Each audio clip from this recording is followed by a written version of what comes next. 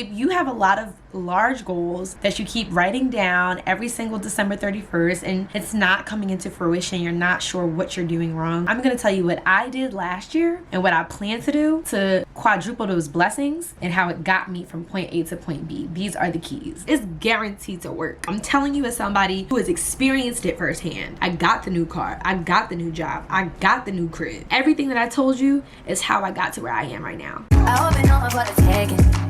You know this cookies for the bag. Kitty, kitty, baby, get her things to rest. Cause you done beat it like the 68 Jets. What's going on, y'all? It's the one and the only, the first and the finest, Miss Wright, for those who don't know. Thank you so much for stopping by my channel. If you are reoccurring, you already know the vibes. And if you are new here, get a head start. Tap that subscribe and that notification button because you are gonna love it here. In today's video, we are going to be getting into some New Year content. I know everyone is enjoying Vlogmas. I definitely am. However, I haven't been posting every day because the way my life set up, that was not happening. But I'm trying to be more consistent. Please stick with me, and I appreciate everybody who has been sticking around to support. I see y'all, I appreciate y'all, and I love y'all. We getting monetized in the new year, for sure, for sure. Moreover, there is a lot of New Year content, how to become your best self, how to reinvent yourself, how to rebrand yourself, how to level up, all of those things. And I'm really attracted to those videos, and I was wondering if there was a way that I could contribute in any way to creating content like that. And it dawned on me that in 2023 I accomplished a lot. So I want y'all to know that everything that I'm giving you in this video has been a learning process for me, but it had real life results in my life. So blanket statement before getting into the content. In 2023, I achieved a lot of huge goals for myself. I essentially leveled up. I achieved a new car, a new crib, and a new job. Yeah, I definitely increased my income over $10,000. I achieved a lot of the things that I set out to do in a short amount of time. I want to do that again for myself. I want to take it up a notch. I want to keep piling on because blessings on blessings, like absolutely, why not? But essentially, if you have a lot of large goals that you keep writing down every single December 31st and it's not coming into fruition, you're not sure what you're doing wrong, I'm going to tell you what I did last year and what I plan to do to quadruple those blessings in 2024 and how I got to where I am now. These have had real life examples. I'm not telling you what I'm gonna do, I'm telling you what I did and how it got me from point A to point B. These are the keys, essentially. So enjoy all of this information while I do my makeup because I'm about to go to a Christmas party. Once again, happy Vlogmas, happy holidays, and all that jazz. So let's get into it. The first thing that I did was practiced gratitude. Not just blanket like, oh, in general you need to be more grateful in life. Obviously though, that's a good trait to have, but I mean, I specifically started off my new year with gratitude, and it was the first time I had ever done that. And I think that it set me off, like it just kind of set the precedent for the year in terms of how my mindset is. On the new year, I actually spent it in the house. I didn't do nothing uber fancy. I didn't go to the club and do all that. Not to say you can't, but it was the first time I had it. I didn't do that, which was different, but I wasn't mad at it. And I wrote down all of the things that I accomplished in 2022. I was like, in 2022, I made this big move from Norris. I moved out of my parents' house. I moved all the way to Atlanta, Georgia. I got my first big girl job, I think, or that was in 2021. I wrote something down. I did something. Oh, I started working at Revolt. I wrote down all the things that I accomplished, and I looked at the list, and it was pretty stealth. It was pretty decent. And I was like, okay, girl. Because when we do these New Year resolutions and all of that, we can sometimes begin to operate from a place of lack. And it's important to shift your mindset to operate from a place of abundance. So it's kind of just like having the glass half full instead of half empty. When we go into the new year, we're like, oh, I need to lose 20 pounds. I need to do this. I need to do that. I should have been achieved this. You don't know how many times I've had intrusive thoughts of like, Brianna, you've been playing around on YouTube, not doing what you need to do, not getting as consistent as you need to, wondering why you haven't achieved this amount of success yet. Like, you need to do better, you need to do better, you need to do better. Like, you can beat yourself up and you're like, why are you not successful yet at it? You've been working at it for years. Why are you not successful at it yet? Like, maybe you should just give up. Like, I have these thoughts, but instead of looking at it like that, you can look at it like, in 2022 you went from 200 subscribers to 500 subscribers. Like, that's amazing. In 2022 you had a video hit 1,000 views. Like, that's a big deal. It's giving you a more positive look on what you're doing, and it's making you realize, I can accomplish X, Y, and Z because I accomplished A, B, and C. Like, I did that. It's not out of my reach. It's not impossible to do, and I can make it happen. Of course, you're gonna have your moments where you're still, you know, sinking into that poor thought process, beating yourself up, or maybe being overcritical, overanalyzing, and just not thinking about all the things you do have and the things that you should be grateful for when we really, really want something. But I'm telling you, when you appreciate what God has already given you, He will give you more. Number 2, and probably one of the most actionable things you can take advantage of, is to invest in your self-development. So when I say that, I said it's one of the most actionable things, is because this is an action you can take, as opposed to like a internal battle to face, a mental battle to face, a mindset shift. Like, regardless of whatever you're doing or thinking and feeling right now, go out and buy Think and Grow Rich. Like, it does not matter. Just do it. Order it and listen to it on your commute to work. That book was an investment into my self-development, and it really helped me to shift my mindset just by reading it. I might have went into it with a closed mind, and that's okay, because it happens. I did go into it with a closed mind because I didn't like how it was written. It was very old, and it uses a bunch of examples of very, very old, wealthy white men. So I'm like, he not operating from a place in time where there's women, let alone black women, out here getting to this paper. Like, is he even talking to me? Is this book for me? But by the end of that book, y'all, my mindset had shifted.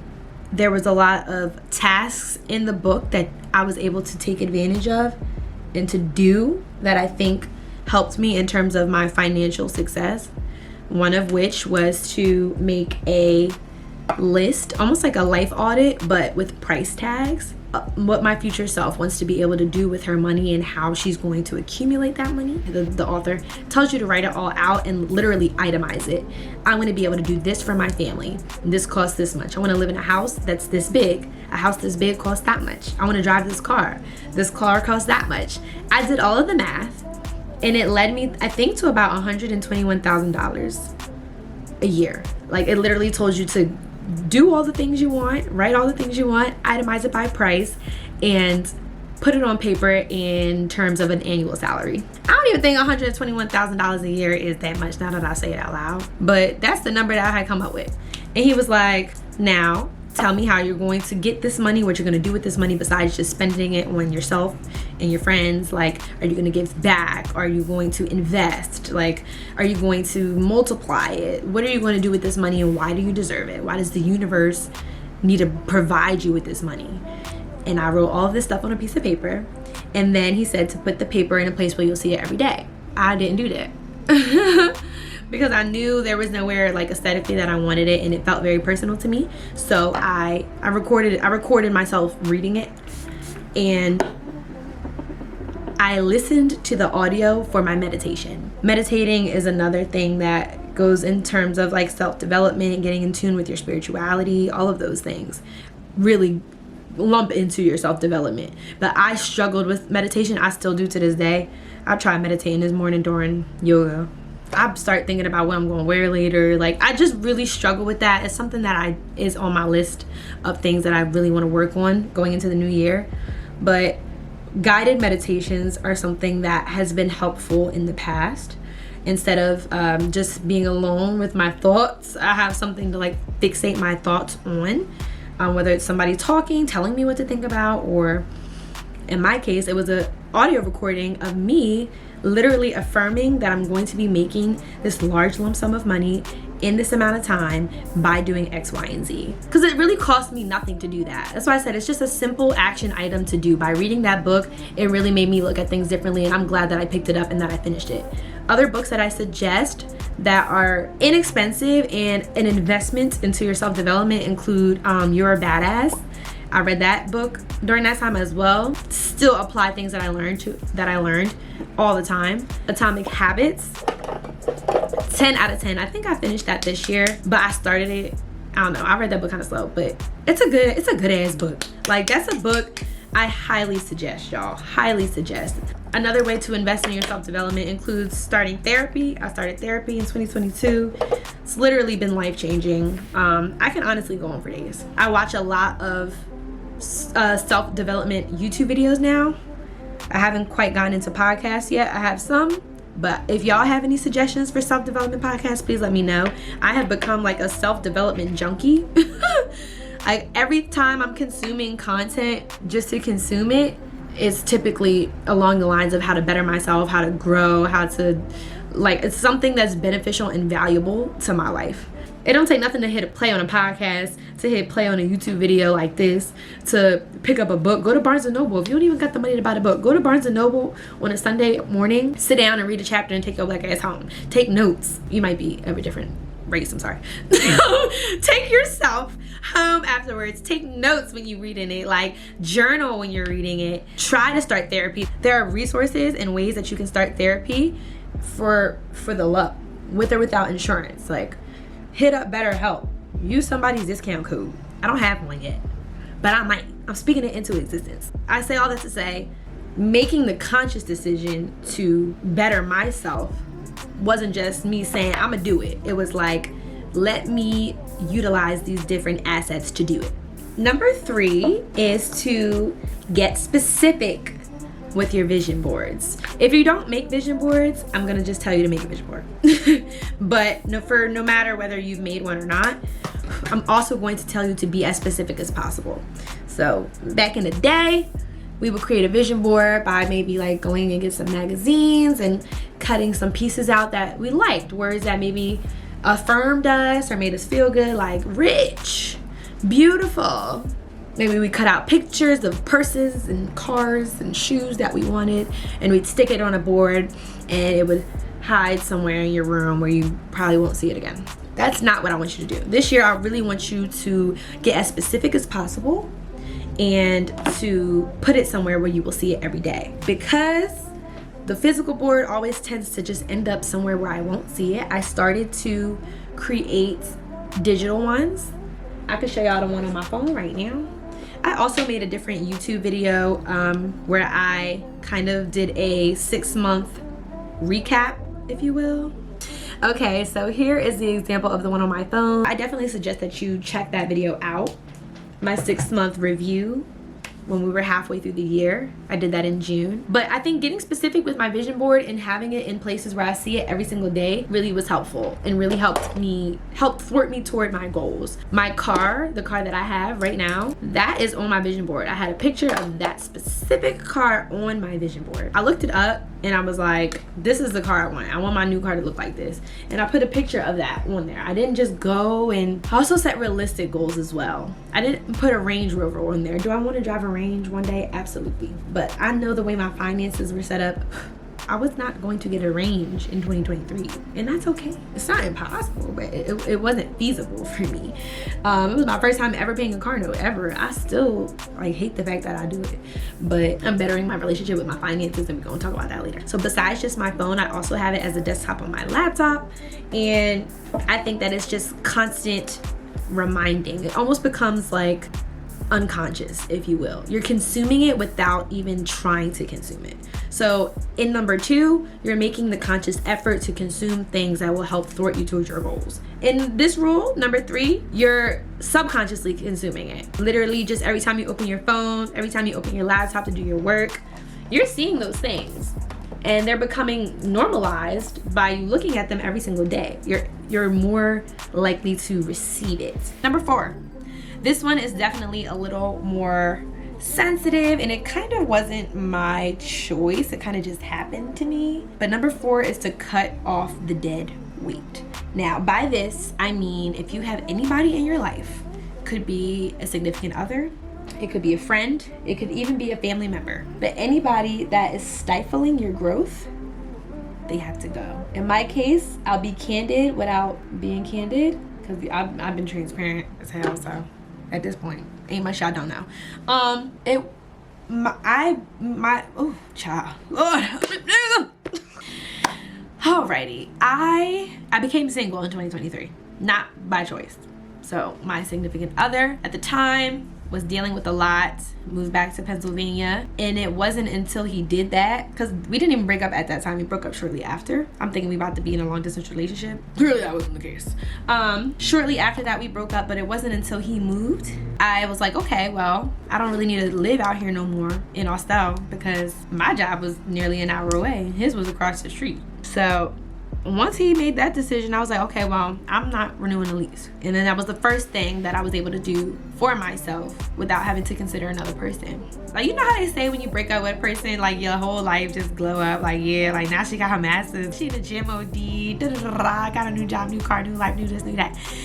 It's like stereotypical and it's funny and it's a kiki, but it's like low-key true. And I don't think it's because of anything specifically that person is doing to hinder you. I literally thought he was one of the most supportive people I've ever dated. I've dated people that did not support me. He wasn't that. It was not that at all. It was more so like, because you don't have the same level of discipline and self-determination, I'm considering you so much, just innately because I love you. I'm considering you so much that I'm low-key like trying to come back and pull you with me. Like there's a whole lot of time and energy and space and effort that I am not wasting but exhausting by trying to do this for someone who can't do it for themselves or who may not have what they need to do it for themselves at that time. So when you are, especially women, when women are in a relationship, we nearly give our all to that damn relationship. Looking back, I could have been a lot more disciplined. I could have been a lot more focused had I guess let that relationship go a little earlier. But I learned so much and I don't regret a single moment of it. But once it ended, I knew that was accurate because all of those things started to happen. Like literally all of these beautiful things started to happen to me, and I had more time and effort and energy to pour into myself. That's all that it was. And it wasn't because he was intentionally stifling my growth. It was because I was in love and attached to somebody who was not able to grow at my pace. And that is what you have to look around and ask yourself, is this person, whether intentionally or not, stifling my growth? Like I said, it could be a friend. It could be a relative. If you got someone in your life who every single time you want to study, they are like, let's go to the bar. Like, you can study another time. Or do you have a relative who is always like trying to get you to spend money despite the fact that you have these financial goals? And every time you tell them, they blow it off. Maybe they know your triggers and they don't care and they spring it on you. Or maybe they apply pressure, or maybe it's false pressure. Look at your inner circle. Look at the people that you interact with every day. Because it's not to say you gotta cut off everybody that's not moving at your speed. I don't think that you have to do that. You can love people from afar. You can love people at the place that they're at. You'll learn as you get older that not everybody is going to move at your pace, and that's okay. But how much energy you put into them does matter. You can try to get them to go to the gym. You can try to get them to read that book. You can send them all the self-help tips you see on Instagram, but they're gonna do what they want to do. And when you'll look up and realize, like, no matter how much I've done, they ain't move an inch. And that's okay. But watch how much time and energy and effort you pour into them, because you might look up and realize you ain't move either, and it might be because of that person. Last but definitely not least, I implore you to work towards these goals you have every single day. Now, this is not to say if you got gym goals, it's not to say you got to go to the gym every day. If you got financial goals, it's not to say never spend money ever again in your life. Like, literally, the way you work on it every day can look different. It should look different. Find new ways to work on it every single day. My ex's sister, actually, she had said this to me. I know you're gonna do great, Brianna. I know you're gonna be great because you work on your craft every single day.